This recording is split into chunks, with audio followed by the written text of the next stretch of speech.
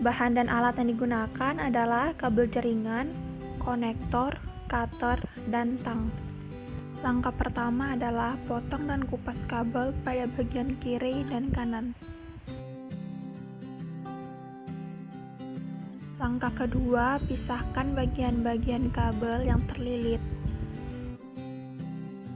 Susunan kabel strike yaitu oranye putih, oranye, hijau putih, biru, biru putih, hijau, coklat putih, dan coklat.